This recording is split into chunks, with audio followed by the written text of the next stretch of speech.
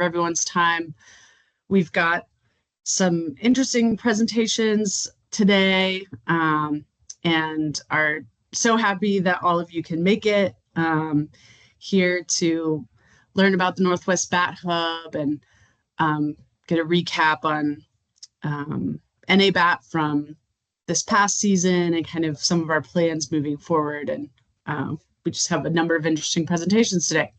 I'm Beth Ward. I'm the Northwest Bat Hub coordinator, and we'll go ahead and move along here. If my slides will advance. Okay, there we go. All right, so this is just kind of a approximate agenda.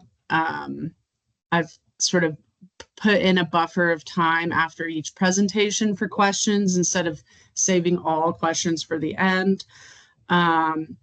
So I'll start things off here talking about 2024 NA Bat summary, how things went last year, some interesting results, and also discuss the future outlook for the Northwest Bat Hub, our plan for 2025 for NA Bat and other projects. And then we will have Trent Van Hawkins presenting on a region-wide analysis of bat populations in the Pacific Northwest, a trend analysis that was conducted in the past year using all of our NA Bat data. And then Sara Rose will wrap things up with an update about the Audible Bats project, explain why, exploring these other monitoring methods for our lower frequency echolocators is proving to be a really effective tool for documenting detections of those species. Okay, so before diving into NA Bat results, I'd like to kind of reintroduce our Northwest Bat Hub team. We are a small group of dedicated biologists that are committed to working with you all and providing resources that benefit bat conservation in our region. And we are housed within the HERS lab, or Human Ecosystem Resilience and Sustainability Lab at Oregon State University Cascades here in Bend, Oregon. And the HERS lab is directed by Matt Schinderman. He's the one with all of the students in the photo on this slide. He's a professor here at the university, and he oversees other HERS lab projects like the East Cascades Native Plant Hub and a Wildlife Connectivity Hub. So the HERS lab is comprised of these different types of hubs, with the Bat Hub being the first hub. And then our tighter knit Bat Hub team includes Nadia Schmidt in that lower left-hand corner. She's a bat biologist, and she's our call analyst. So she looks through all of your call data. And then Sara Rose in the upper left-hand corner. She is also a bat biologist and a project manager here at the Hub. You'll hear from her later. And then we also receive some GIS support from Diana Pop, who's in the top right. And then in recent years, we've also been able to conduct some contracted, curated analysis work, such as the trend analysis with Trent Van Hawkins, who's there kind of in the middle. He's a PhD student in statistics at Oregon State University over in Corvallis. And then there's me, I'm the coordinator there at the bottom. So, okay, I won't belabor the history of NA Bat today because many of you are familiar with it, but just in case, for those of you who are a little newer to this realm, I'll do a very quick overview of the North American Bat Monitoring Program, or NA Bat. The NA Bat is part of the USGS Fort Collins Science Center and is aimed at increasing the quantity and quality of data related to North American bats. They ensure that data is accessible to wildlife managers and researchers addressing bat conservation concerns across the continent. one thing that makes NABAT really interesting is that it uses a probabilistic sampling approach. So it utilizes this grid framework, or what we refer to as sample units, often here in the Pacific Northwest. But it's a system that allows us to collect data through random selection via these priority grits cells. So it's a random draw of cells for sampling. And this unbiased data set allows for modeling of species status and trends, which provides managers with a better understanding of how to manage our bat populations. And the Northwest Bat Hub serves as a regional entity to connect you all with this program. And we do other things, but that's one of the primary projects. And so NABAT uses a number of survey methods to facilitate bat monitoring across North America. And those methods are internal colony counts, external colony counts, acoustic surveys using stationary detectors, acoustic surveys using mobile transects. You'll see that a lot in the Midwest because they have lots of straight, flat, grid patterned roads, and then also capture records. So by looking at multiple status variables informed by these multiple data streams, we can see a more complete picture of where North American bats occur, in what types of numbers they occur, and how these metrics change over time. You all are probably most familiar with all of the acoustic monitoring that we conduct here in the Pacific Northwest. That's largely one of the mechanisms that the Northwest Bat Hub uses. But these other data streams are accepted for NABAT. So a quick note on our origins. The Northwest Bat Hub was created in 2016 to engage partners with NABAT here in the Pacific Northwest region. And it was built upon the success of a pilot program here in Oregon and Washington, which we refer to as the original bat grid.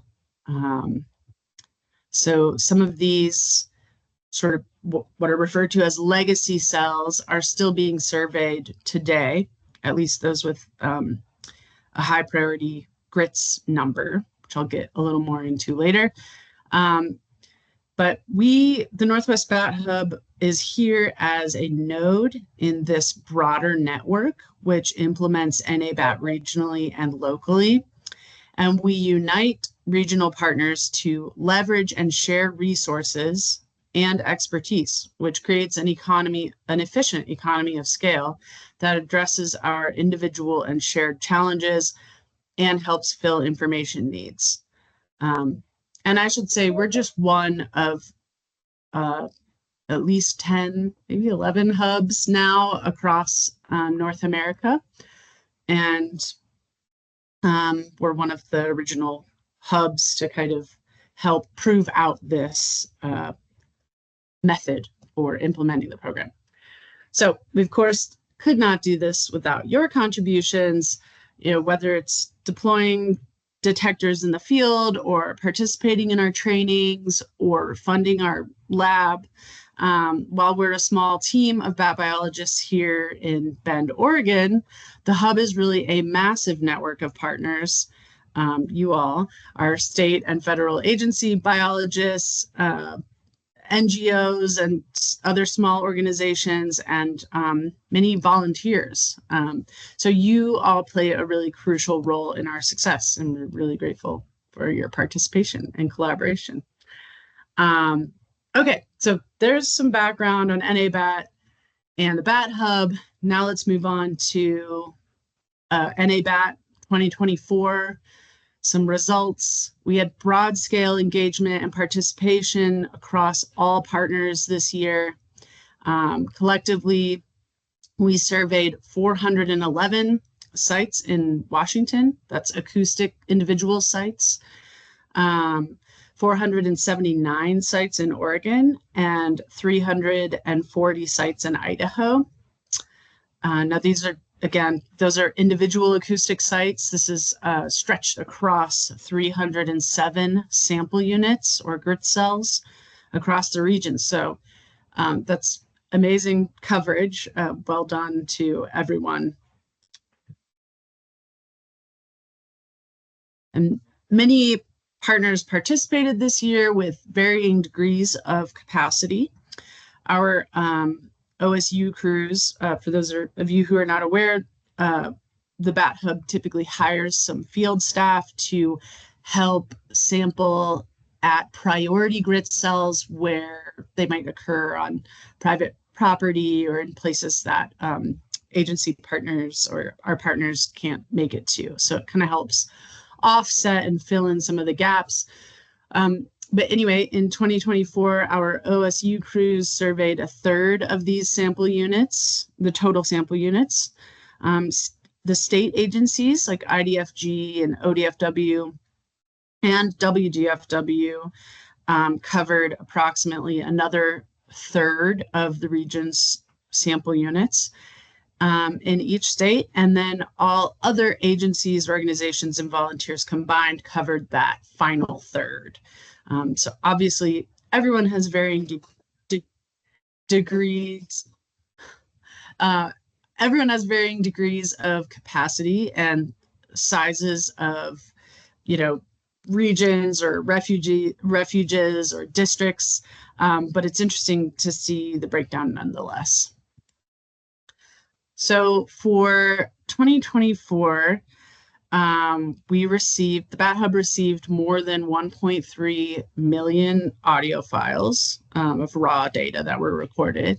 And then after these were scrubbed and auto-classified using Sonobat or Kaleidoscope, we use Kaleidoscope for calls that were submitted that were zero cross files. But this resulted in 178,702 files, and then Nadia manually vetted 32,902 of these call files. So this is a ton of data, and we're so glad that Nadia is around to look at all of it. Okay, I know there's a lot of numbers on this table, but thought it would just be interesting to share our most widespread bats that were detected kind of across the board. Those are the bats that are highlighted in blue here. The hoary bat, silver-haired bat, and little brown bat were the most commonly detected species across all sample units in the region. And then our least detected bats were Townsend's big-eared and spotted bats, also Mexican freetail, but their range is really limited to Southern Oregon. But both Townsend's big-eared bats and spotted bats emit lower frequency calls, which makes them a little bit more challenging to record. Spotted bats are also limited to our desert landscapes, so the range is more limited than our more widespread species. They're just not going to be found everywhere. So those numbers are lower for a number of reasons, but Sara will get more into the detectability of spotted bats a bit more in her presentation at the end of the meeting. I also wanted to share a few species that were detected outside of their known ranges, starting with California myotis. You can see the orange sample units in the eastern part of Idaho, where they were detected acoustically outside of their known range. Also fringed myotis there in the middle of the lower part of Idaho. We also detected Yuma myotis all over Idaho, and it's interesting how there are those patches that don't include their known range. And then also canyon bat, Parastrellus hesperus, pushing that eastern edge of its range in Idaho.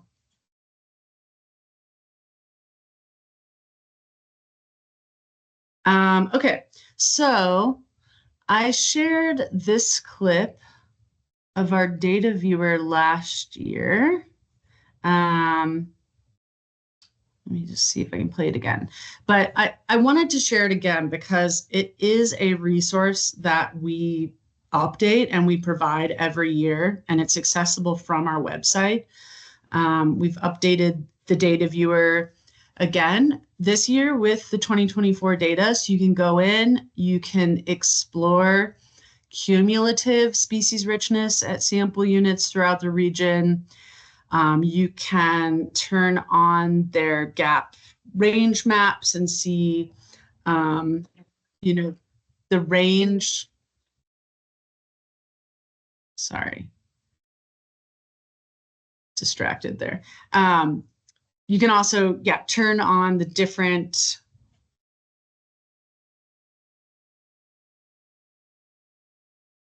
Okay, for some reason, there we go. It paused in the middle. So you can also turn on different district or boundaries, like in this case, for example, the Forest Service boundary. You can go in, see, okay, there's the Ochako National Forest. These are the sample units that were surveyed. Here's the cumulative species richness. You can search by species for the results for 2024. You can see some information about that sample unit, the GRITS ID, etc. Anyway, all of this to show you this resource does exist if you ever need a quick reference of what sample units are being surveyed in the region and which bat species have been found there.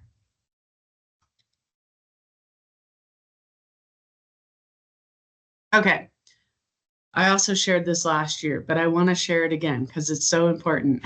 But I want to, following up on that slide about the high volume of call data that we receive each year, one key takeaway is for those of you who are placing detectors in the field, it's just so critical to think through detector placement and microphone orientation. And we'll dive into this more in depth in our virtual training for acoustic deployments, which will happen next month sometime. But I wanted to touch on it here because I know many of you are attending today too. I want to restate how crucial it is to understand the difference between what a high quality output and low quality output and detector placement looks like, and how that impacts everything that happens downstream for call processing. It's just important that we try and get the best quality call data as possible so that we can produce the best quality results. The top image shows a blurred series of call pulses, which makes it impossible to definitively identify the species. And this poor, what's called noise to signal ratio is caused by the microphone being placed too close to clutter. So that photo on the left where you see the microphone is kind of placed in the tree line. You can't actually pick up any bat calls kind of to the right of that microphone or behind it. And that microphone has a cone of detection that happens, completely around that microphone. And I know, to be fair, placement in cluttered habitats can be really challenging sometimes when that's all you have. But when in doubt, just direct that microphone towards the most open space and really assess the clutter surrounding that microphone. And then the second image on the bottom is an example of what a high quality call looks like. This is a best case scenario with proper mic placement set away from clutter along the forest edge. I think that's all I had on that. So, not only is detector location and mic orientation important, assessment of clutter, all the other factors that go into collecting a survey point, but so too is making sure that your detector is functioning properly. In 2024, there were detector issues at 70 out of 1,227 sites, which is a 5.7% failure rate. And amazingly, that percentage was almost cut in half from the 10% failure rates from 2023 and 2022. So well done. That's a really positive trajectory. Maybe we can continue with that trajectory this year. And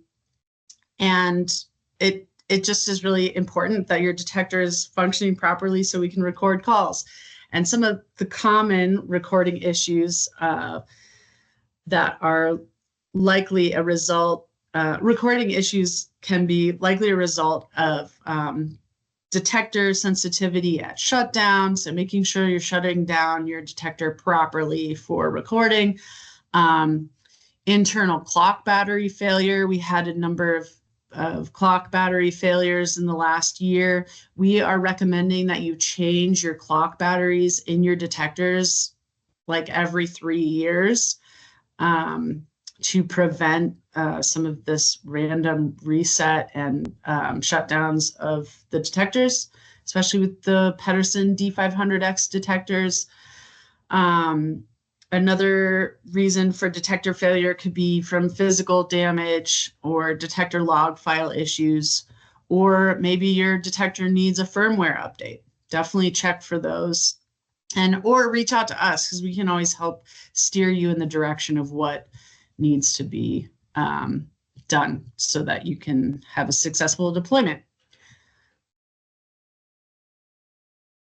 Okay, so that's NABAT 2024. We'll move on to NABAT 2025. So this year and what a strategy for this year might be.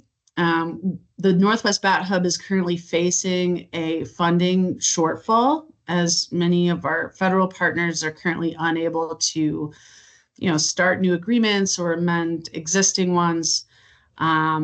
And while there's not a lot that we can do about that right now, except for pursue other funding options, it does, this does significantly impact our financial situation and dictates how we prioritize, our positions and the services that we provide. So that said, we have applied for additional grants and we are seeking out contracted work, hoping to stay afloat despite these very uncertain times. Unfortunately, this means that the Bat Hub will not be hiring seasonal staff this year due to these budget constraints, at least not at this time. However, we are still here and have some suggestions for partners who can deploy sample units for NABAT this season, which we are hoping you will, to the most extent possible, still be able to do. To give some background on this strategy, I'd like to highlight a paper that was published in 2019 by Banner et al. They evaluated the statistical power to detect temporal changes in species occupancy that directly affect the parameters and underlying assumptions in our sampling objectives. So they found that a greater survey effort gave the model, which we use for our trend analysis, greater power with a minimum sampling effort of 60 to 90 sample units per study region, or in this case, per state. 90 offering a greater statistical power. Basically, if you're feeding more data to the model, the more power it provides to the model. And we've worked really hard collectively with all of you and successfully sampled a minimum of 90 sample units per state effort in the past few years, which has been awesome. That's something that I think maybe Roger, who was the Bat Hub coordinator prior to me, had really set out to strive for, was to achieve that higher power sampling minimum to provide power for these trend analyses. So I guess the good news here is that we do have room to scale back our sampling effort to shoot for 60 sample units per state, while still maintaining statistical power to detect those temporal changes. Trent will discuss the regional trend analysis next and demonstrate how we can achieve this and produce, interesting results. And with your continued participation in NABAT, I believe we can accomplish this 60 sample unit minimum per state. And, I think that we can accomplish this, and the Northwest Bat Hub can continue to help coordinate this effort, even if we don't have field crews out in each state collecting additional data. Some guidance for this season. We started dropping original bat grid or legacy cells last year, at least ones that were not actually of high priority grits number. These are mostly in Oregon and I think some in Washington, but additionally dropping low priority sample units to maintain high priority sample units would be a suitable approach. Many partners actually sample non-priority or low priority grit cells, but if we reprioritize that random draw of grit cells to sample the priority cells, it could help maintain that minimum level of effort while also increasing effectiveness for the program or for, the trend analysis ultimately for our regional analyses. I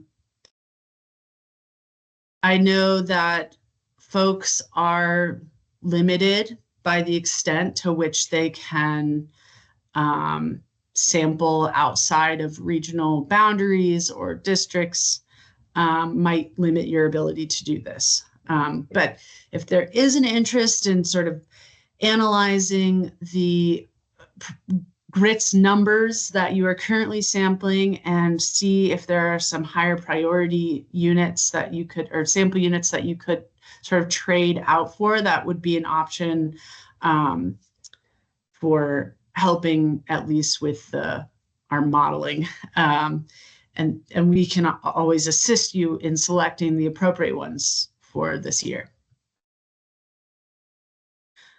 Okay, so obviously there are some impacts to scaling back. They're multifaceted. The obvious change is that it'll just be less data collected and made available for that regional and continental analysis. And of course, the reduction in hiring seasonal staff reduces the financial burden for you all, for our partners, but also for the Northwest Bat Hub. And that allows the Northwest Bat Hub to be available for different opportunities. However, we, of course, miss out on providing that valuable field opportunity and experience and jobs to early career biologists and students. However, despite all of the kind of downsides to our current state of uncertainty, NABAT remains an efficient economy of scale with all of your contributions, and it is truly an unprecedented level of collaboration that we hope to continue fostering here in the Pacific Northwest. NABAT is a well-known model with known properties, and it allows us to gain insight and understanding into the occupancy and into the trend and what's going on with our Pacific Northwest bat species. So moving along here, I did want to briefly touch on the other services and things that the Bat Hub can offer and currently offers and participates in, and then talk about another project that we have going on.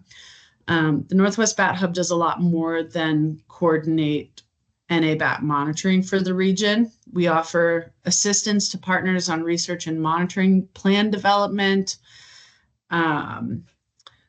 We can conduct listed bat species surveys, so sensitive species surveys in your states. We offer additional bat call analysis. So if you have a project with a bunch of legacy or backlog data that you need manually vetted, we do contract for that service. We also provide trainings and workshops on a variety of bat related subjects. We can help with planning, construction, and maintenance of year-round monitoring stations, and also call analysis for those year-round monitoring stations.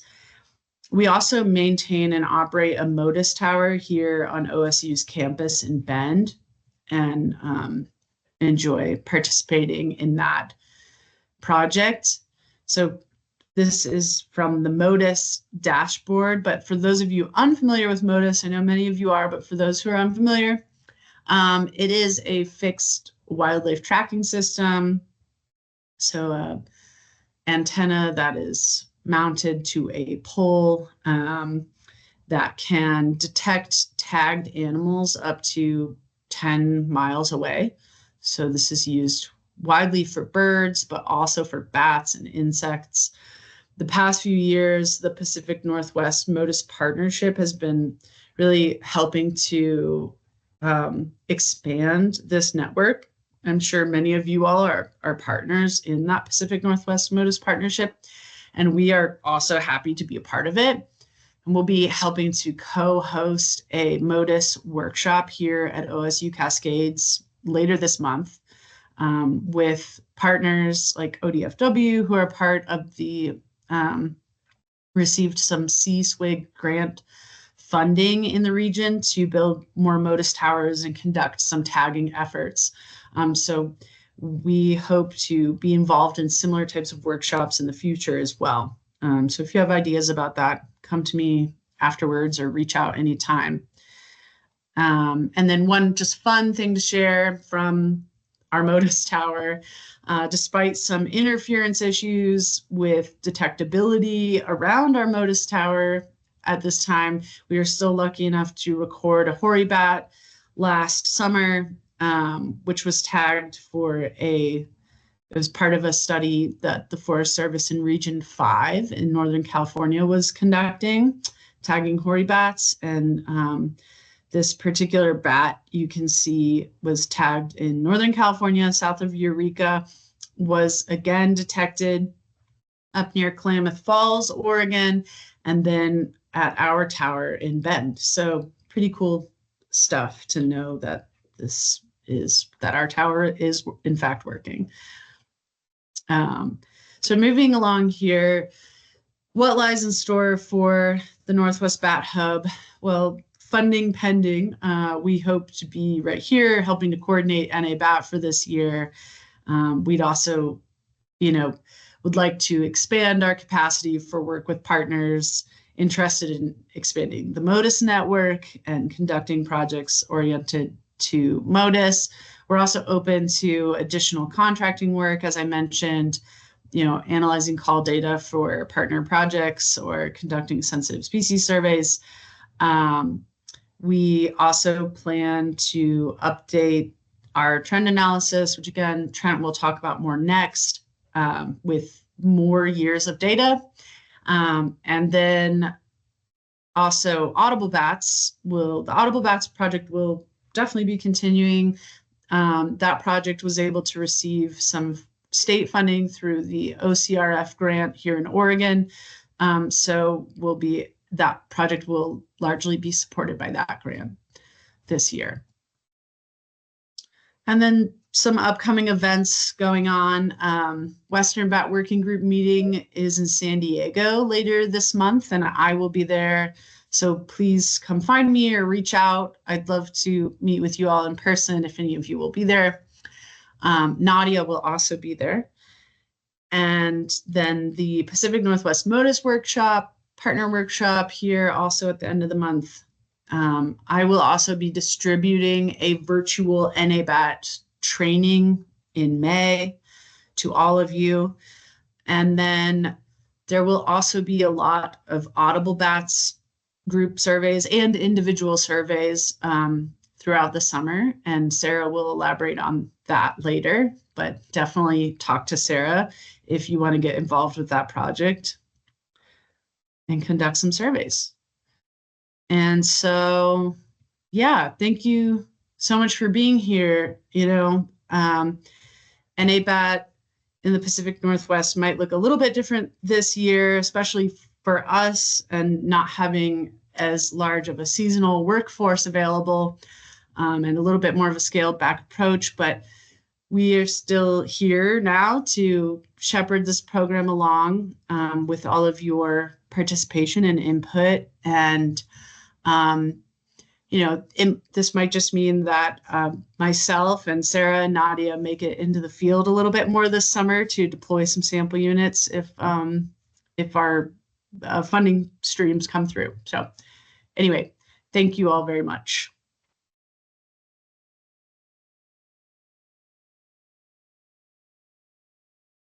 And does anyone have any questions? Actually, I think we have a little bit of time for questions. So if folks have a question, feel free. Oh, it looks like maybe there's something in the chat. And Kevin, yeah. Yeah, thank you. Great presentation, Beth.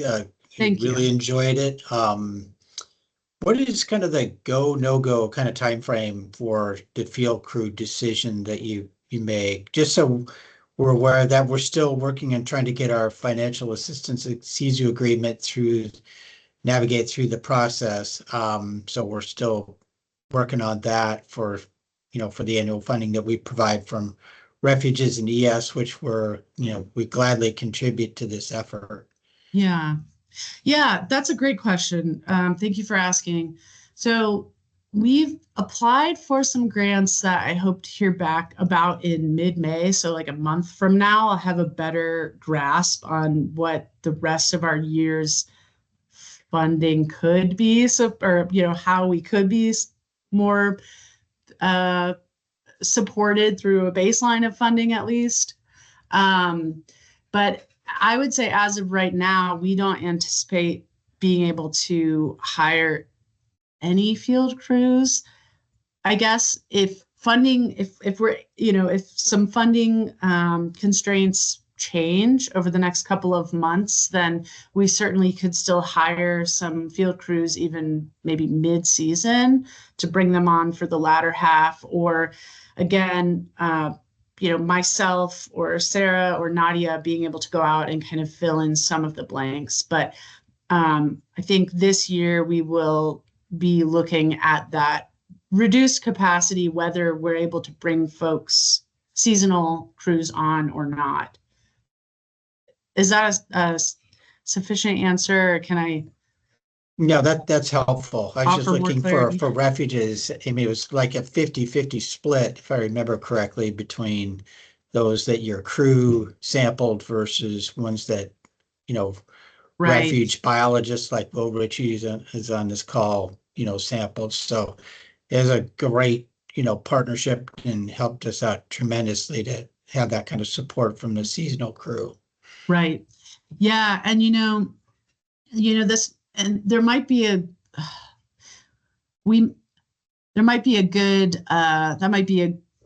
good impetus to maybe have a meeting with you all to discuss what that would look like for the refuge effort. I do have some thoughts and suggestions on how we can still get good coverage of the refuges in the region, what with having reduced seasonal field capacity.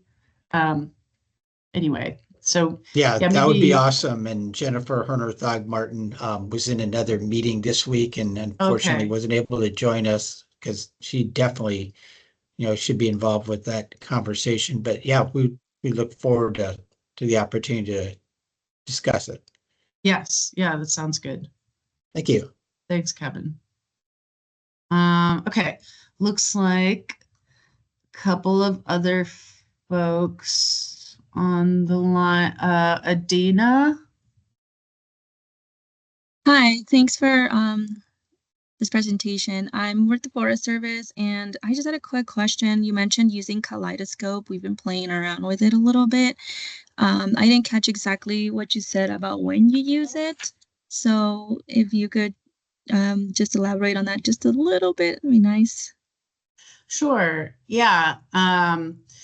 We use Kaleidoscope to analyze zero-crossed call files. So, we recommend using detectors and then collecting call data in full spectrum.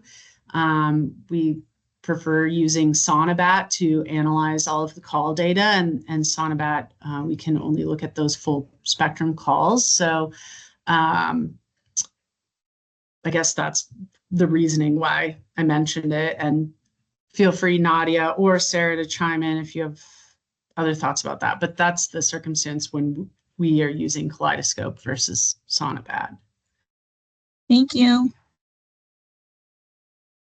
And then Lynn, I see your hand up. Yeah, I just had a quick question. Can you expand on how you're potentially wanting us to survey different cells this year?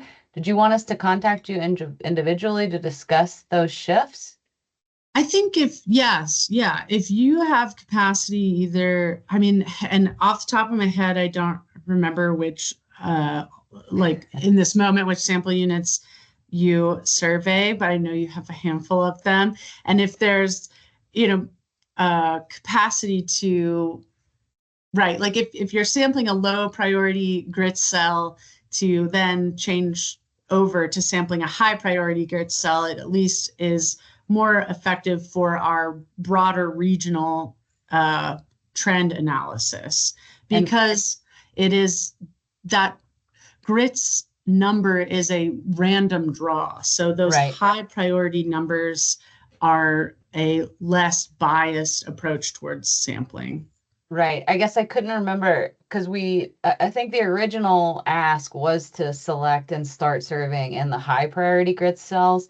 Okay, so if I haven't changed, then I'm probably still in the high priority, or except for those two I think I added last year. So then does the bat viewer identify the high priority cells so I can confirm that I'm still surveying those? The bat viewer does show the grits numbers in each sample unit. And I believe it is searchable by, like, if you search by typing in your sample unit number, your grits number, it should be able to take you there. But I can also go in after this meeting and look at your data to see if they all kind of fall in that high priority range.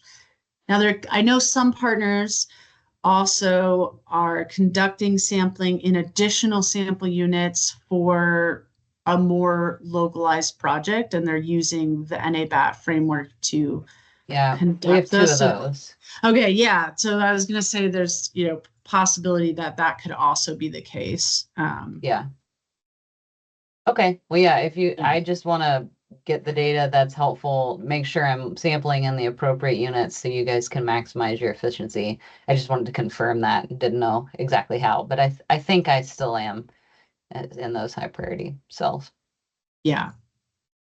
Okay. Thank you. Oh, thanks, Lynn. Okay. And I see, yes, Ivan. Oh, did someone respond? Sara, you responded to Ivan. Oh, you know what?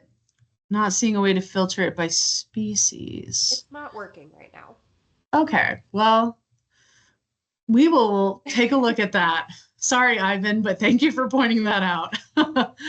We just updated it like a week ago, so it's possible that there's some additional glitches that need to be worked out.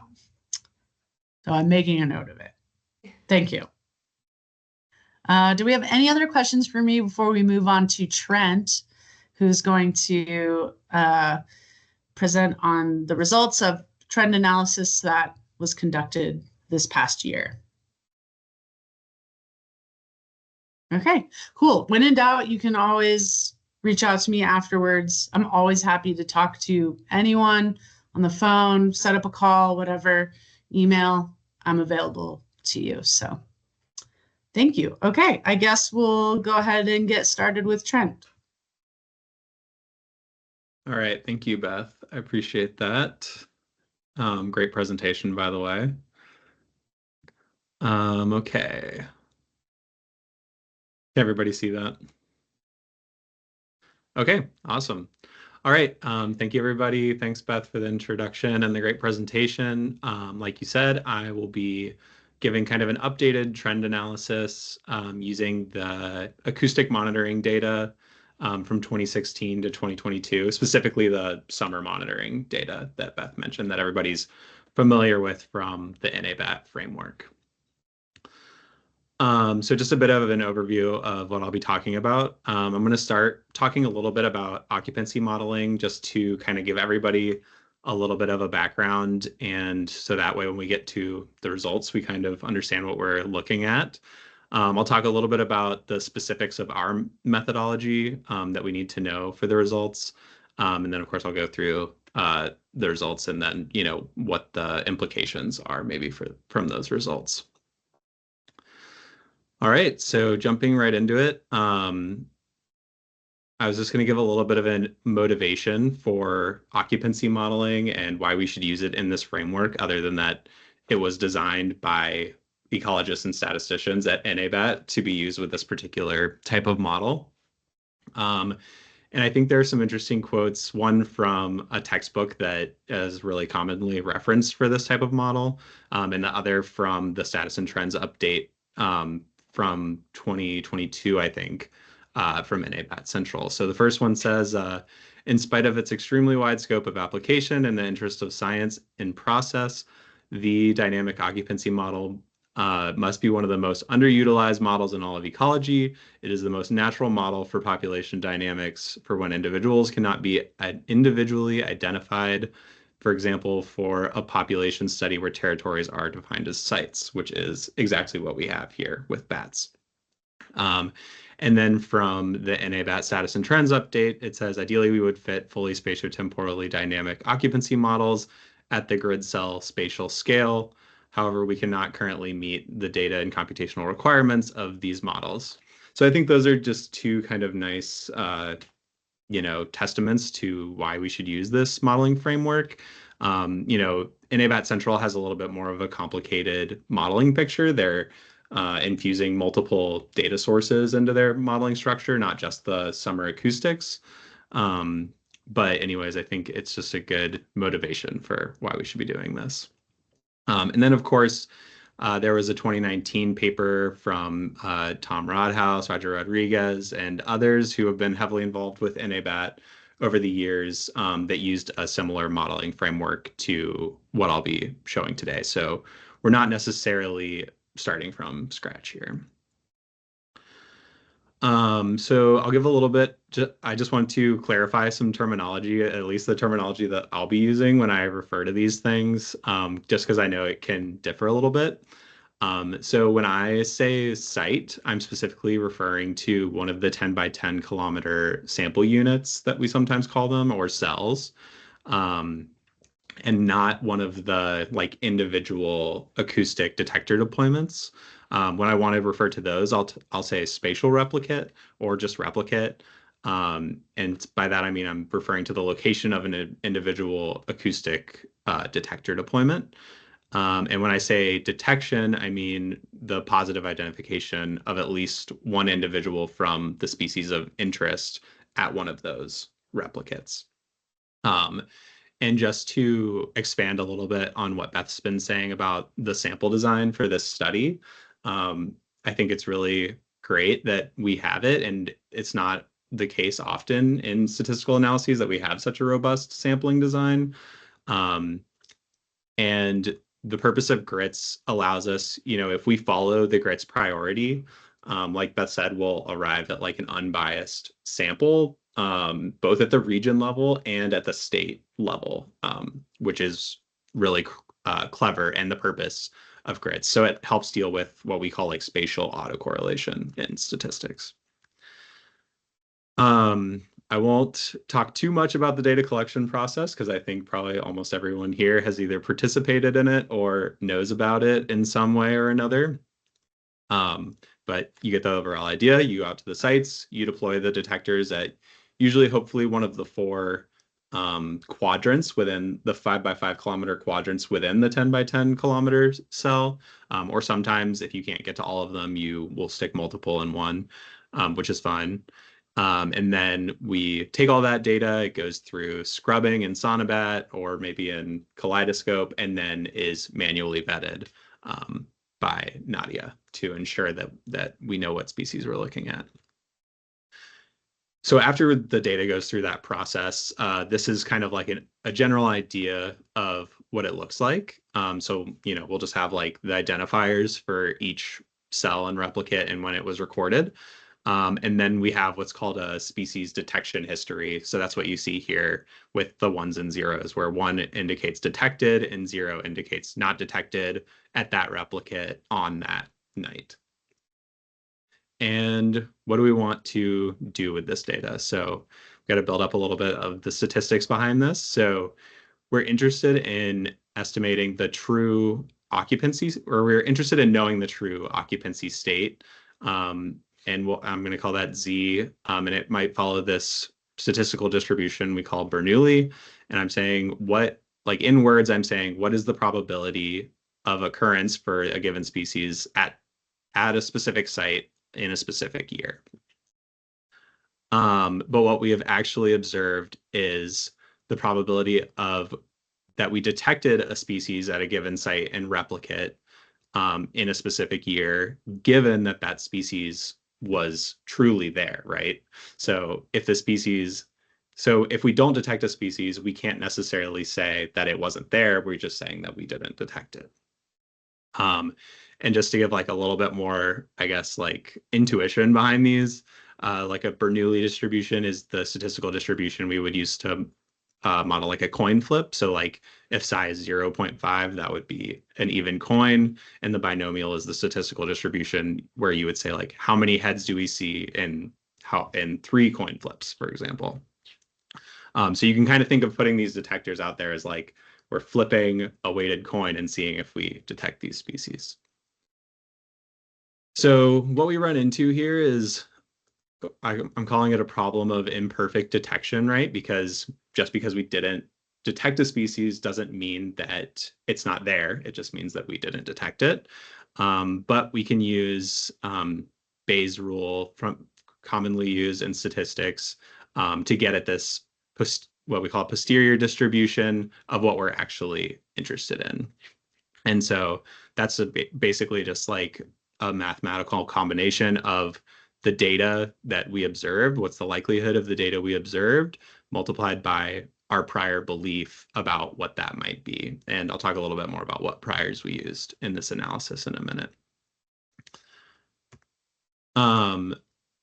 So we want to estimate these parameters, psi and p, especially psi is the one we're really interested in.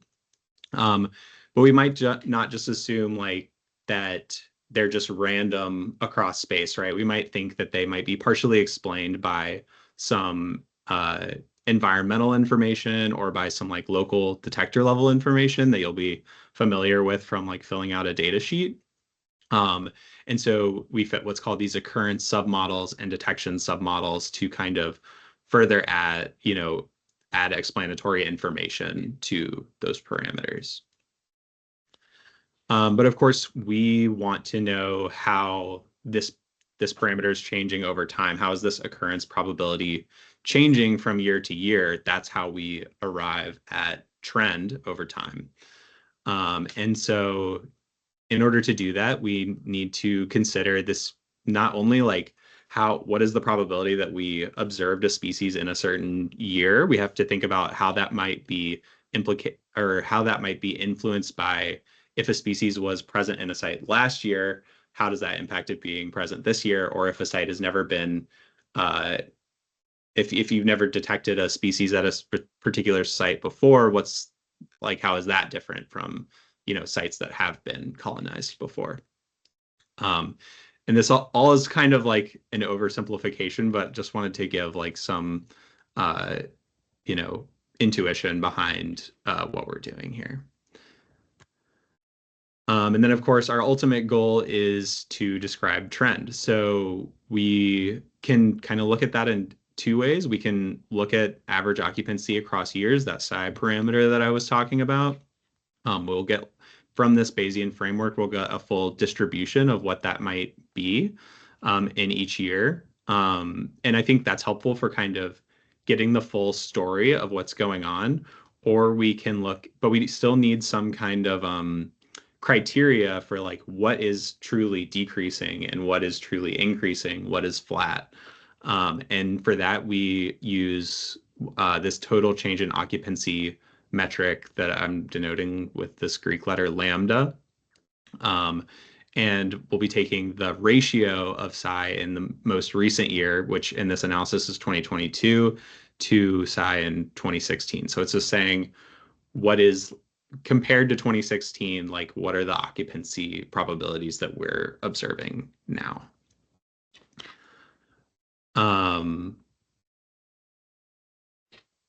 No statistical model comes without assumptions, and that's a little bit of what Beth was talking about earlier with the power of our models and meeting these assumptions. And I think it's interesting to, or at least a good exercise to like talk about why they're important.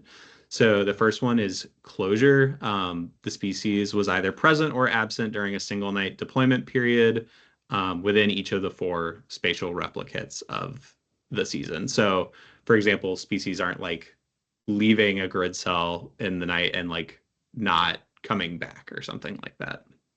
Like we have spatial closure. The second is no false positives. This one is a really big deal, and we've had huge financial and time investment from Nadia in ensuring this is met. And this is that all detections are assumed to be correct. So when a species is detected, it was really there. So thanks to Nadia and anyone else who's ever vetted calls for, making sure that we have high quality data.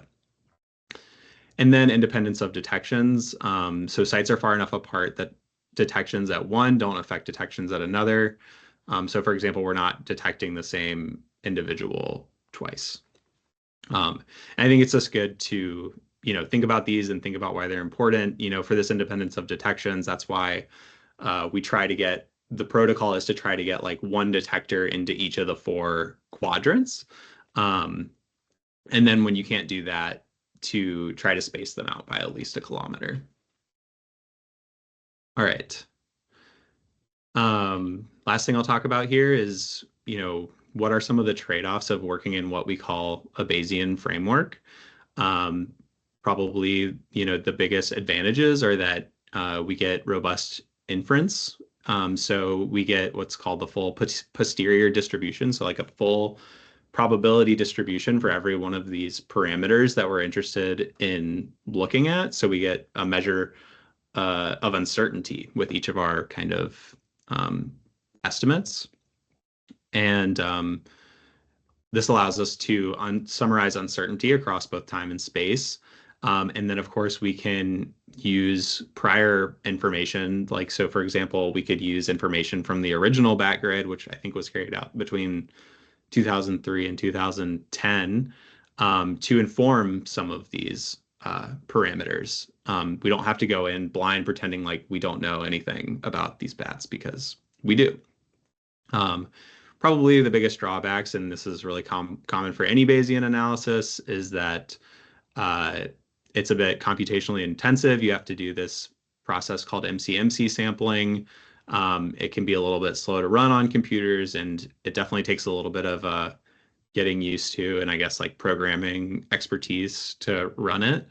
And then model convergence. So we have to ensure basically that when we're looking at our results, we feel like we can trust them, which is true of any statistical analysis. But particularly with these like MC-MC algorithms, we have to look at some metrics to make sure that our model, we feel like we can trust what our models are telling us. So I've said it in short, these models are powerful but not plug and play. We use them because the stakes and the uncertainty are high. So getting a little bit more into our particular methodology, Beth has already showed kind of a great overview of this for last season. But I think it's really cool to see over time how the NABAT sampling effort has grown through, collaborative efforts and, like adding OSU field crews and all these great things that are going on. And this just gives you the number of sites that are being included in the analysis by year. So what counts as a detection within a year? So first I grouped the sites by year. So we're only looking at like what is a detection within a particular season. Then we had to do something to handle multiple nights. So we can only have one night at each detector within this framework, or else we would kind of be like unfairly weighting some of the sites. So in the case where there was greater than one nights of recordings available, I just took the first night. And then any species with greater than 0 vetted calls in one recording night is a detection after these other criteria. So looking at these occurrence and detection covariates for those submodels that I mentioned earlier, at the occurrence level, which is going to govern that psi parameter that I've been talking about that we're interested, the occurrence parameter, we have forest cover, precipitation, elevation, and then for our desert species on the east side, we used cliff cover from the landfire data set to kind of account for that potential influence. These are all like remotely sensed variables that we can get widely available online. And then the detection level covariates are ones that you'll probably be a little bit more familiar with if you filled out a data sheet before. So we have minimum temperature, day length, kind of accounting for when in the season you did the survey. Clutter, which Beth has talked about a good bit, and then whether there was a water body present at that site, because we know that usually influences whether we detect a species or not. Additionally, we want to ensure that we have robust results. And so since Idaho was added in, I think, 2020, Oregon and Washington are kind of similar, like geographically and physiographic. I don't know the correct phrases for that, but they're similar geographically. And then when you add in Idaho, you're adding in a lot of kind of geographic heterogeneity there, a lot of environmental heterogeneity. It doesn't necessarily fit into the picture perfectly with Oregon and Washington. So in order to kind of account for that, we conducted two analyses. This is a common kind of practice in statistics. We call it a sensitivity analysis. So we conducted the full analysis for all years using only the data from Oregon and Washington. And then we conducted the full analysis for all years using the data from Oregon, Washington, and Idaho. And what we're kind of looking for in that is, are the results from the two analyses similar, or are they significantly different? And if they are different, then why? Kind of some other just model specifications that I think it's important to mention. For this analysis so far, we've only used what we call non-informative priors. So we haven't quite taken advantage of that fact that we can kind of infuse the knowledge we already have into our estimates. We're just kind of letting the parameters or our estimates like take the shape that they will. Some specifications for the MC algorithm. We checked that all of our models were well converged, and then use some other metrics just to make sure that we feel like we can trust our model results. Okay, moving on to results. So I think it's first helpful to look at these parameters estimates from the covariates because I think they serve as a nice gut check that we can trust these results because we already have some knowledge about the natural history of these species, and we can make sure that, these are kind of agreeing with that to give us some confidence. So these are like the alpha and beta parameters that I mentioned earlier. We ran a model for each species. So you'll see across the x-axis here, we have species. Each one of those is an individual model. And I think it's helpful just to maybe we can look at something like cliff cover for Parastrellus. We see a strong positive signal for cliff cover from Parastrellus. So that makes sense with what we know about the natural history for Parastrellus.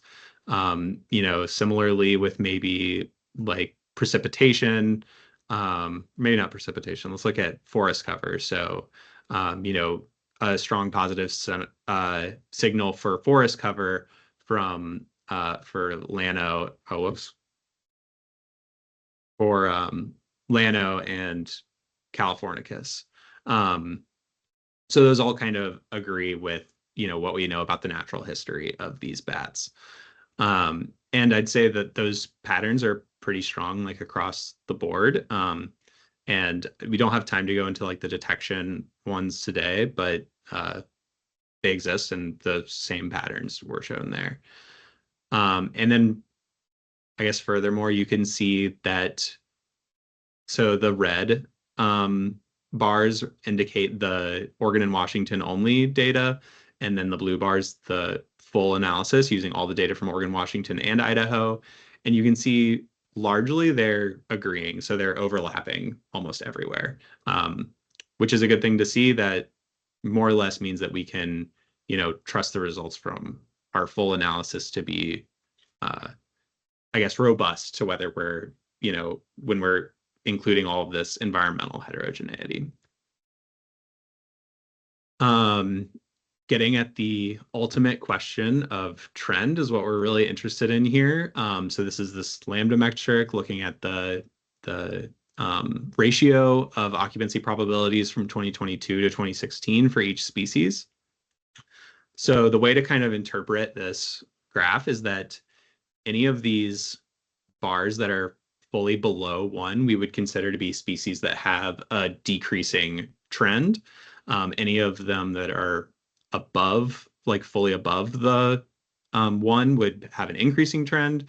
And then anything that's overlapping 1, we would say, either from a statistical standpoint, we would say, we're uncertain about what the trend might be, or like more intuitively, we could say that it's just a flat trend. We didn't detect any particular trend one way or the other. And so using this metric, we found a decreasing trend for Eptesicus, Californicus, Evotus, Thyssinodes, and Volans. And more or less, you can see that these the two analyses are still pretty much in agreement in all cases. Californicus is a little bit different, but these intervals are still overlapping. So like from a statistical standpoint, we would consider those to be not different. Also, we have some pretty large uncertainty for some species. So you'll see here for Ampa and Parastrellus, we get some pretty large uncertainty on those. And then for reasons that I'll discuss in a minute, I didn't even put Yuma and Parastrellus on this graph because it kind of messes up the axes and makes all the other bars look really, really small. Okay, but maybe a even better way to kind of look at these results, like I said, we can look at our actual occupancy probabilities across time to kind of get more of like the full story, I guess you could say, right? Because when we look at lambda, we're just taking like the ratio of the first year to the last year. That doesn't incorporate like what's happening in the middle. And so we can group our species by those metrics that I just defined earlier. But this graph is a little bit busy, so I think it's easier to just break it out and look at a couple species at a time. And so like for fringe myotis, you can see that has like a decrease, like a clearly decreasing trend here. But I think from a statistical standpoint, something that's really interesting is that as we've added, like we're moving through time along the x-axis here, and as we've added collaborators and surveyed more cells, we get lower uncertainty. So that's like the shaded area on this plot. So by surveying more cells, we get lower uncertainty in our estimates. We can be more sure of our results. So we have a decreasing trend there. I chose to highlight hoary bat for this, I guess we're calling it a flat trend, because that was one of the kind of species of concern in the 2019 paper that Tom Rodhouse and others published. And you can see that we do kind of get this a bit of a decrease here in the first couple years, but actually it kind of resolved a bit from, I guess, like 2019 onward. But of course, we need to keep monitoring that to see what happens. And then for the increasing, I chose to look at little brown bat. And I think the idea of like an increasing trend is kind of interesting. I don't think I would say that this species is truly increasing. I think what's happening here, and Beth showed a little bit of this earlier, is that little brown bat is one of the most common species that we detect. And so we have really low uncertainty in our estimates. So even though the trend looks pretty flat, using our criteria of being like the whole interval being above 1, it gets like an increasing trend status. But really, it looks more like flat, just with really low uncertainty. So maybe a very small amount of increase, but maybe not something that's like biologically or ecologically meaningful. A nice thing, and the reason I talked a little bit about the sampling design, is that because we have a spatially balanced design, when we take subsets across states, we can look at these results across states. Looking at this picture, what you'll see is all of the trends look almost identical, which is good to see. This is just using the results from the full analysis, I should say, and for the last slide too. You can't actually tell just from looking at these graphs, but the way the kind of uncertainty, I guess, propagates through the different states. Like we added Idaho later, so we have a little bit higher uncertainty in Idaho, especially in these earlier years, than in Oregon and Washington, but only a very small amount. Maybe it's the most apparent in the little brown bat down here. But anyways, the point being, we can get an idea of what's happening at each state. In this case, it happens to be, the trends happen to be very similar for these species. So yeah. Moving on to discussion limitations. So probably the key takeaway of this analysis is that we have a decreasing trend for 5 species in the Pacific Northwest: big browns, California myotis, long-eared myotis, fringe myotis, and long-legged myotis. A lot of these are trends that were reported in the overall, or the 2022 summer occupancy update from NABAT Central. But I do think it's powerful and helpful to have these estimates, at a regional level too. And especially for this fringe myotis, we're seeing what might be like a kind of concerning decline here. As far as limitations of this model goes, something I wanted to talk about was why I didn't include those results for Townsend's big-eared bat and the spotted bat. And Beth also mentioned earlier that these are our least commonly detected species in the summer monitoring. And the way that kind of shows up in the analysis, I guess you could say, is with large uncertainty in our results. And it's hard to say that we really do have large uncertainty in our results. It's just that we have really small numbers when we go and model these species and get their occupancy probabilities. So even like small changes from like 2016 to 2022 can result in like really high, like really drastic changes in their trend. So we can't necessarily, it's not that we can't trust those estimates, it's just that they're not as precise as we would like them to be. And a lot of that is because the natural history of those bats. For Townsend's big-eared bat, I think it just has a really quiet call, and it's just a little bit hard to detect with acoustic monitoring.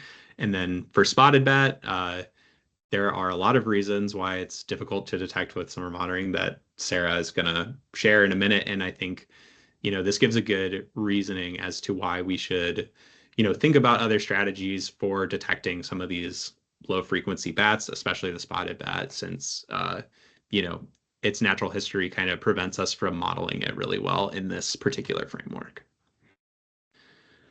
As far as next directions go, we would like to see what happens when we do input our kind of knowledge from the previous bat grid, use what we call informative priors.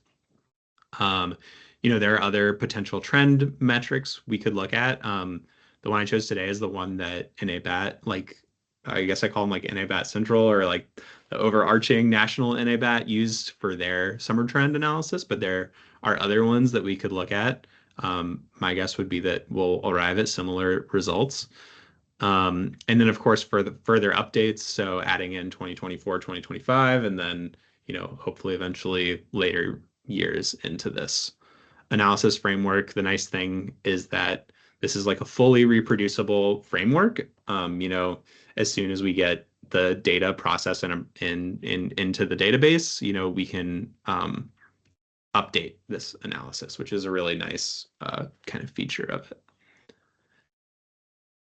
it. So thank you to really all of the contributing partners, like everybody who has gone out and surveyed a grid cell, over the past 8 to 10 years, however long we've been doing this, but especially to WDFW for funding this particular analysis.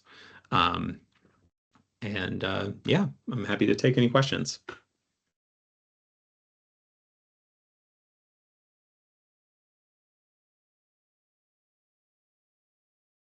Yeah, Kiefer. Hey, yeah, great talk, Trent. That was really interesting analysis and everything. Quick question on your spatial covariates. What was the scale that you measured those at? Was that the subgrid or the entire cell? Yeah. So sorry, I'll just go back really quick. For these, they were aggregated at like the 10 by 10 kilometer grid cell level. So I took the remote sensing data and then aggregated them. Like for forest cover, I think it was just like average. For elevation, it was what's the maximum elevation within that grid cell. But yeah, for most of these, it was average. And you haven't tested any like scale dependent in that yet, or is that just kind of a first pass? Scale dependence. Like measuring those covariates at multiple scales.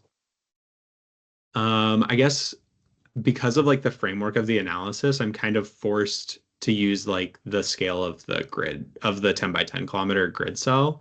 I'd say like if we were working at like a smaller level than regional, then you'd probably want to work at like maybe the 5 by 5 kilometer level. And there's like a lot of really great explanation about this actually in the NABAT sampling design.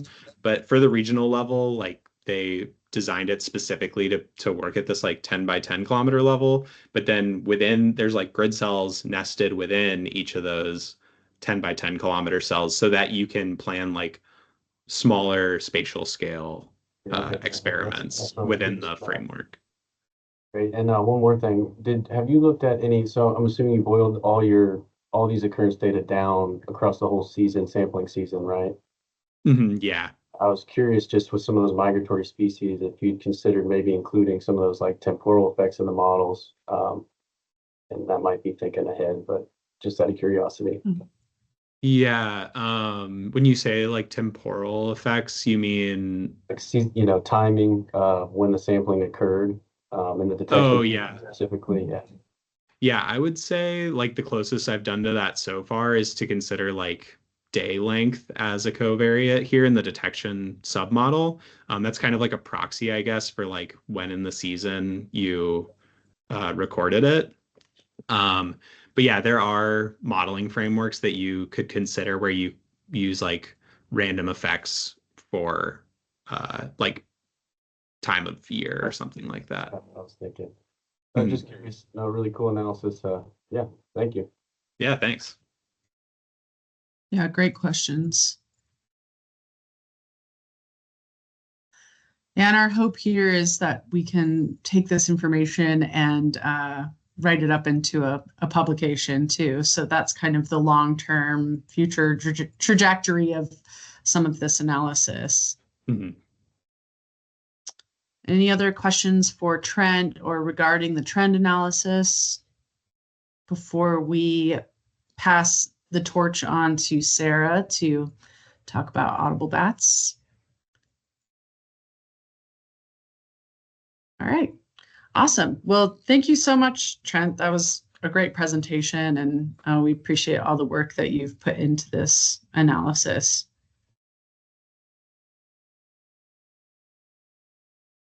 Okay, cool. Well, Sara is up next to present on Audible Bats project, which has been ongoing for a number of years now. And Sara, I see you in here. You see my screen? I cannot see your screen. I see you as like a participant, but I don't see you as a as sharing Okay. screen share. Yeah, I'm having some issues with Okay. this right now. I can't turn my camera on and it's saying that I can't share content. So give me just a moment. Let me see. Okay. When in doubt, I could also share your presentation if you're still able to, I guess, narrate or actually. Yeah. Okay. Let me try one more time. Okay. Yeah, I just keep getting an error that says there's an issue with content sharing. Let's see. Let me grab. Worked earlier, but so did my camera, and my camera's not working either, so Oh. who knows?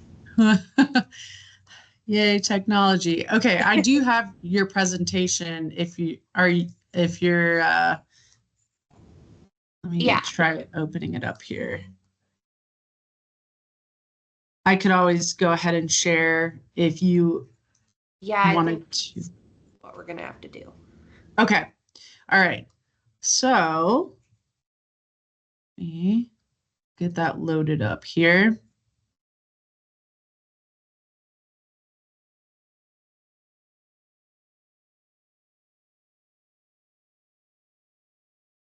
Okay. Can everyone see Sara's presentation? I can. Okay, great. All right. Well, thanks for your patience, everybody. I'm going to be talking about the Audible Bats project. I will go over a little bit of background, but I know that probably most of you sat through this last year, so I'm not going to go into too terribly much detail on how we do the project and focus a bit more on some preliminary results. But as Beth and Trent have been alluding to, we have some problem species here in the Pacific Northwest. And so the Audible Bats project is what I'm calling a targeted supplement to our NABAT efforts here in the region. Next. Hold on. It's going very slowly. Okay, there we go. All right, so this project started with a focus just on spotted bats, and this is because they are our lowest frequency bat here in the region.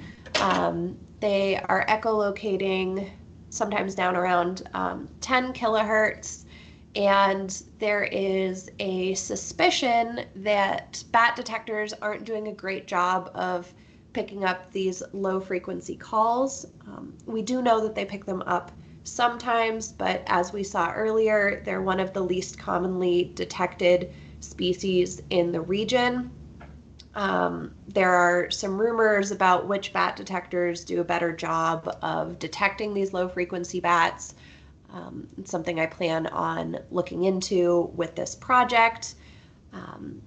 But in addition to like kind of the technological limitations of detecting these bats, they also have some frustrating behaviors.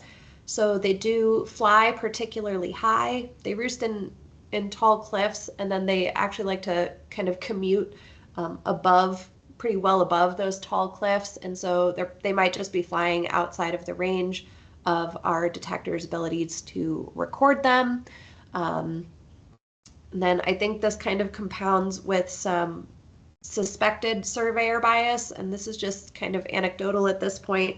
But I know that in our arid regions, the natural inclination is to set up our bat detectors at water bodies. And I think that this might actually be kind of skewing us away from targeting those better habitat features for detecting spotted bats. So it's not only a lot easier to set up a bat detector at like a cattle pond at the bottom of like a valley or something like that, as opposed to at the top of a cliff that might be difficult to get to. And then also we're going to detect more species at a water body than we will at the top of a cliff. So I think that's just been kind of like a subconscious bias that's been happening in our NA bat monitoring. And so again, we just want to be kind of targeting some surveys specifically for these relatively rare desert species. And then they are a species of conservation concern by a few different metrics, species of concern for ODFW, listed as sensitive in a number of Western states. Yeah. And, oh, next. I just tried to advance the slide on my end. So we're also looking at pallid bats here. So they have a lot of habitat overlap with spotted bats, which we'll see in just a moment with a nice range map. And now pallid bats do echolocate at a higher frequency, but they produce these low frequency social calls or directives. And so that's what we're looking at with the pallid bats for this study.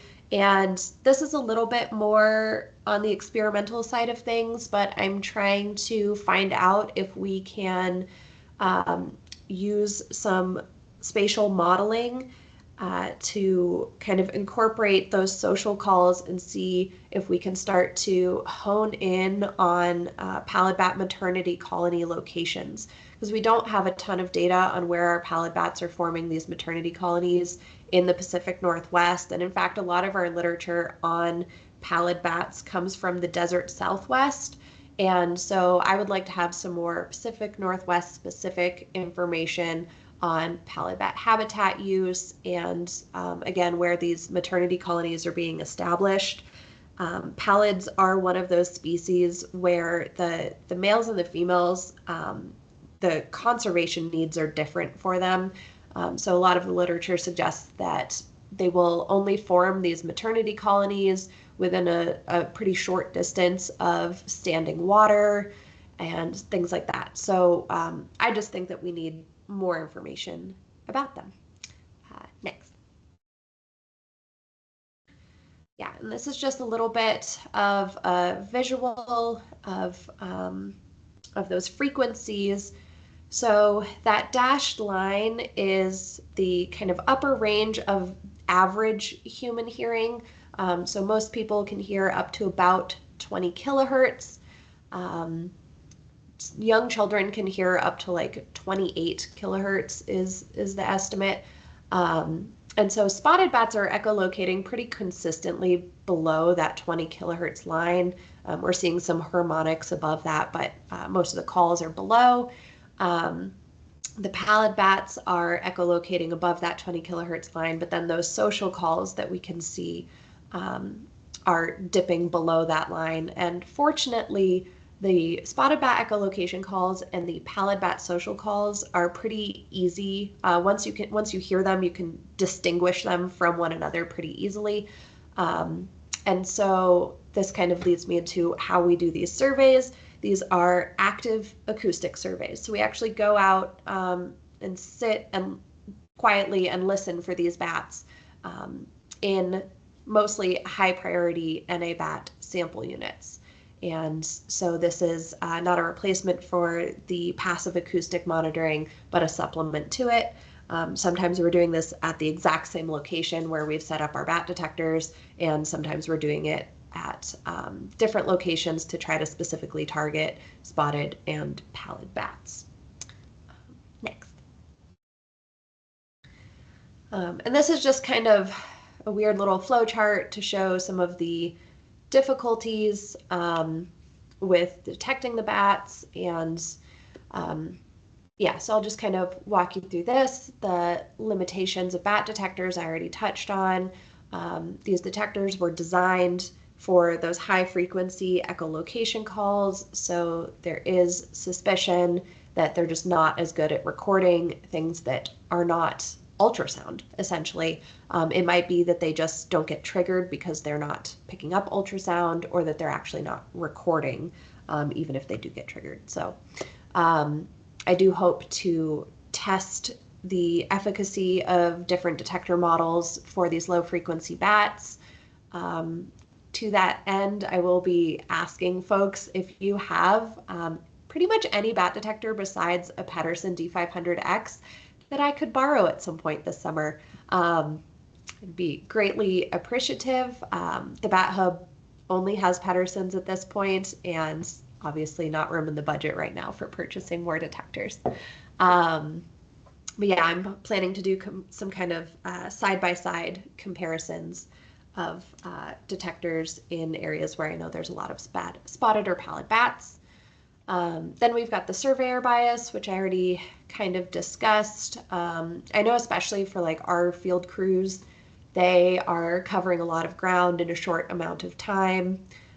So historically, I think they've taken a lot of the paths of least resistance, which often does not lead to the top of sheer cliffs.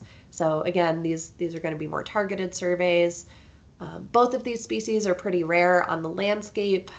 We are learning that spotted bats are less rare than we used to think, but they are antisocial. They don't congregate in big colonies, and so they are more dispersed across the landscape as well. They have difficult behavior. Not only do they fly really high, but they also can fly up to 26 miles in one direction per night to go from their roost to their feeding grounds. And so this may be a complicating factor for detecting them. And then because we have, so few detections, we have limited inference capabilities, as Trent demonstrated.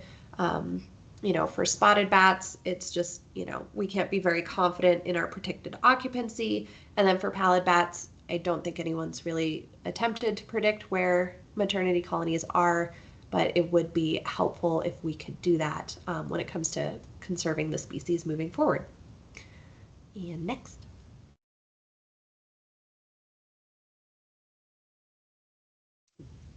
Forgot I did that.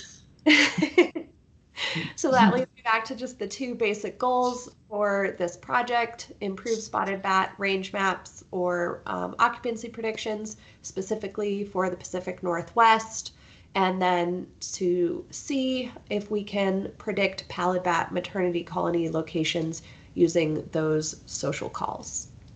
Next. And here's that range map that I mentioned. So that light purple color is the pallid bat, the light orange is the spotted bat, and then that deeper orange color is everywhere in the tri-state area that their habitats or their predicted ranges overlap. And so as you can see, it's the vast majority of both species range. And so we conduct audible bat surveys anywhere within 20 kilometers of either of those ranges. So it's the vast majority of the Pacific Northwest is open to these audible bats surveys. Yeah, and like I mentioned, originally this was just the spotted bat project, but it seems silly to listen for one species and not the other when they have so much habitat overlap. So we're just trying to get the most use out of the field work that is being done. And next. All right, so kind of a brief history of the survey effort. So this did start out just as a citizen science project. It was called the Central Oregon Spotted Bat Project, and we only asked volunteers to go out. So in that first, well, it was technically the second year, but the first year that I was running this project, 2020, all of those professional surveys, except for a handful, were me. And then the rest of them were volunteers. And we had a pretty good rate of success for hearing just spotted bats at that point. And then 2022, I wasn't able to get out and do nearly as many surveys as my responsibilities here have grown. But then in 2023, we started asking agency partners like yourselves to have your staff participate. And then we also had our field crews conducting audible bat surveys in the same sample units where they were doing NA bat monitoring. And that was pretty successful. Managed to get over 100 surveys done that summer. Heard a few spotted and pallid bats.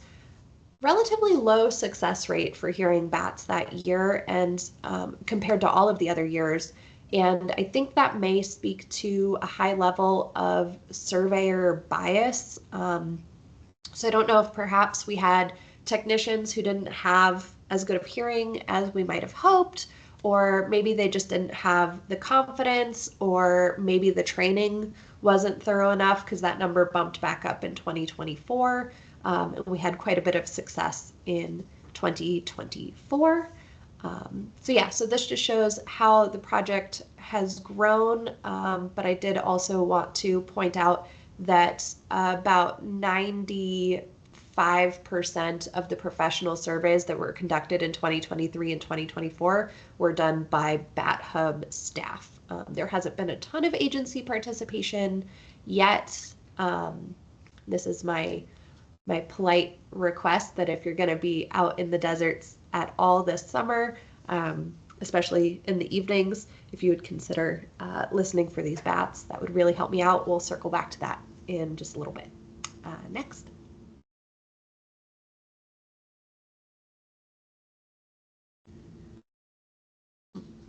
Okay, so yeah, some very preliminary results. I haven't run any models yet, but I did want to show the sample units where our bats have been detected via different methods. So these are all NA bat sample units. I am doing this project within that framework, though they're not all high priority sample units, largely because of that volunteer component. I want to make things, I want to make this project accessible for lots of different people. So I'm not going to tell them they have to go to a high priority sample unit.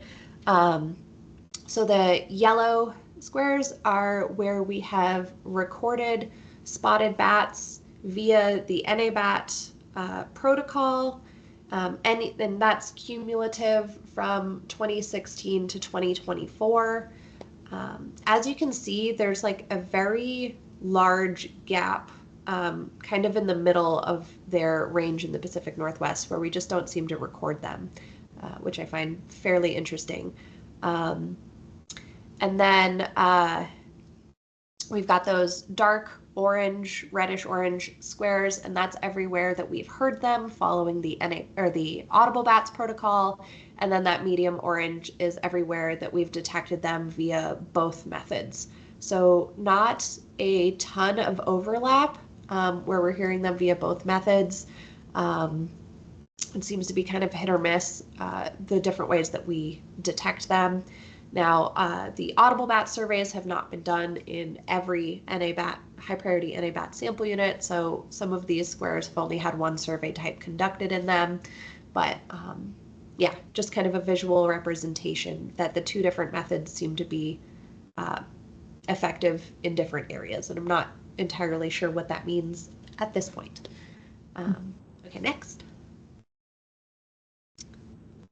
All right, and these are similar results for pallid bats. So here we've got that pale blue color indicating where we've recorded them via NA-BAT.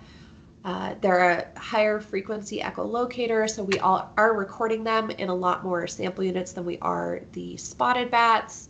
And then we've got that kind of like hot pink color for where we've heard them via our listening surveys, considerably fewer sample units than where we hear spotted bats.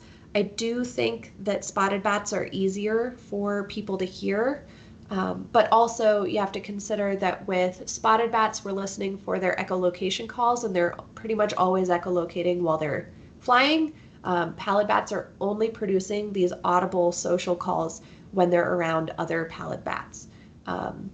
So they're not constantly making audible vocalizations, so it makes sense that we're not going to hear them as often. And then we've got just a few sample units, I think just 6, where we've detected pallid bats via both of these methods, so both using the NA-BAT protocol and the Audible Bats protocol. And next. Okay, and then here I actually pulled out of our NA-BAT results all of the sample units where we know we've recorded pallid bat social calls. So thankfully, since the beginning of the Bat Hub, our call vetters, now it's Nadia, but we've had a few over our history, have had a really good habit of marking all of these instances of pallid bat social call recordings. And so that dark purple color is where we recorded pallid bat social calls. And then again, the kind of hot pink color is where we've heard them with our bare ears. And then it's kind of a red herring. I have that medium purple color for where we've heard the social calls via both methods, but there are no squares that are that color. Yeah, so I find that interesting. I don't know entirely what it means at this point. But yeah, just thought I would show that to you guys. And next. All right, so yeah, what I'm kind of asking of all of you is if you would consider participating. Obviously, we're not going to have our field crews going out and doing these surveys this summer. I will be probably running around like a mad woman trying to get as many surveys done as possible. But any participation from anyone else would be appreciated, and there's a few different ways to do that. So there are individual surveys. So these surveys can be conducted anywhere within 20 kilometers of either species range, with prioritization for cliffs and canyon features, but that's not super strict. The surveys are 90 minutes long, and we will have an online training available for that. There are also going to be a number of group events if you are interested in learning kind of hands-on with me how to identify these bats and conduct these surveys. I have a number of group events that are going to be open to the public that you're more than welcome to join me for. So far, the ones that are on the books will be at Lake Billy Chinook, Heart Mountain, City of Rocks, and then we will have an event in Central Washington, but that location hasn't been determined yet. They're really fun events. We go meet up at a campground and gather. I do a training, and then we split up and we actually cover a whole sample unit as a group. I try to take people to places where I have really high confidence that we're going to at least hear spotted bats. The Billy Chinook event always turns out a lot of bats. Then we've got opportunistic surveys, and these ones are no commitment whatsoever. There'll be an online training where you learn how to identify these bats, and then if you happen to be outside at night in the summer and you hear one of them, there's a really easy data sheet to fill out, really minimal information, and it can be done, anywhere in the tri-state area.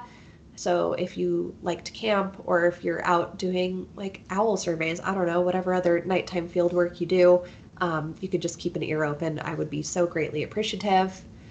I'm also going to be doing some surveys at pallid bat maternity colonies to try to establish the relationship between how often they are producing social calls and the distance to the location, the maternity colony itself, the roost itself. So if you know of a pallid bat maternity colony in anywhere in the tri-state area, please feel free to reach out. I would love to be able to go check it out and do a survey there. I know of a few, but not a ton, so it would be really helpful for me. And if you have any questions or you want to participate in any way, please feel free to reach out to me. I am in planning mode for the summer. I'm happy to work with you if there's some question of interest you have about either of these species. And with that, I'm going to stop and see if there's any questions at this point.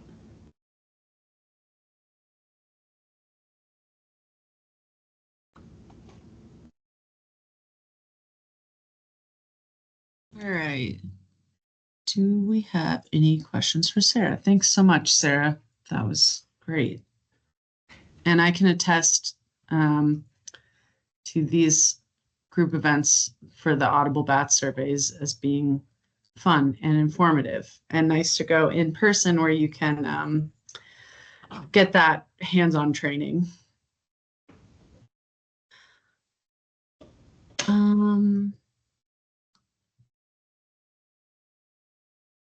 Okay, if there are no Audible Bats survey questions, I'll take a look here. It looks like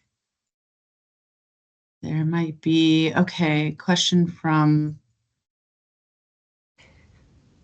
Bruce. Hi, Bruce. Identifying lowest number of grids for Idaho BLM offices. Yeah, maybe what I can do, I feel like I owe you all kind of some follow-up in regards to identifying your low priority grits sample units versus, or sorry, high priority grit sample units versus low ones that might be being surveyed, and whether there are alternatives. Yeah,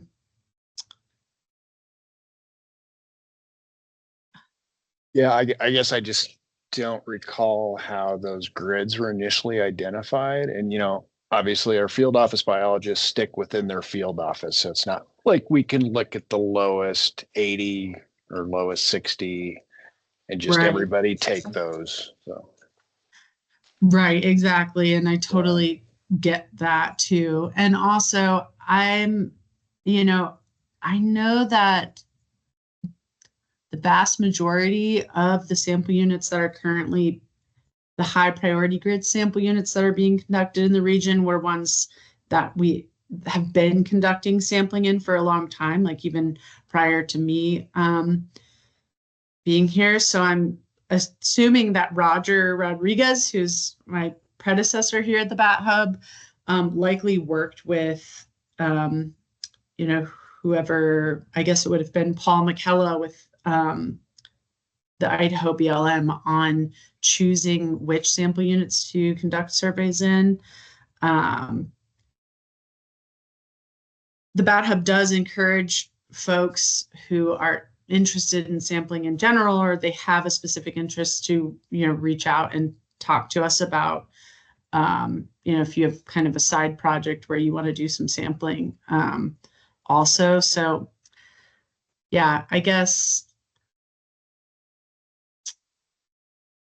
I think I need to put a little bit of thought into this and then maybe reach out to folks to discuss any kind of changes that would happen within their specified districts, if that makes sense. I don't know if that's a sufficient answer. I mean, yeah, kind of like Lynn was, suggesting, right. We'd like to focus efforts that are going to be of the most value in the end. So yeah. And maybe what would make most sense actually would be for the Bat Hub to take a look at partners who might be sampling low priority grid cells and reach out to them individually to just inquire about, okay, is this for some additional project, or is this just because it was sort of a randomly chosen cell for sampling, and then see if there's an alternative that we could suggest that might add greater power to the sampling effort. That'd be awesome. Thank you. And then Gabrielle, a link to an info page for training opportunities. Oh, I see that Sara answered. Awesome. Yes, I was going to say, I think this is linked within the website, but otherwise, you can always reach out to us individually as well. And our emails are located on the website also.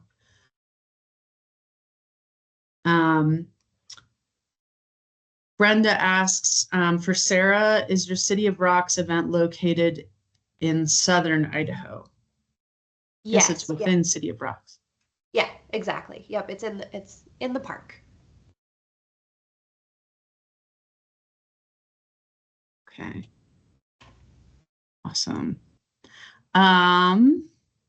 Okay. Do we have any more questions for any of us, or just in general?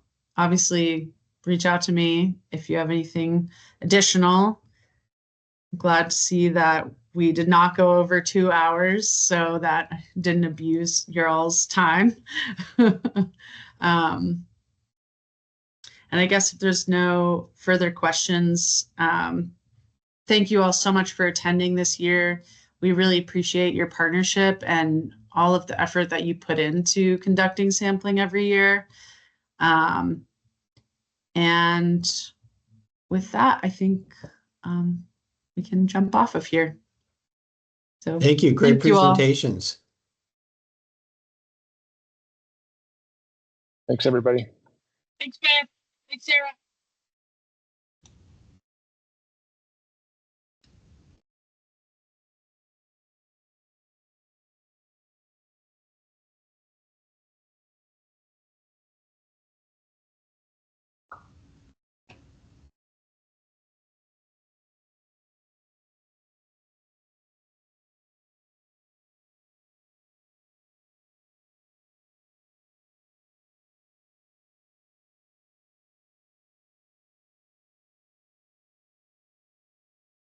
Okay. Sara? Yeah. If you were recording, can you stop the recording? Oh, yes. And let me just, hold on 1 second.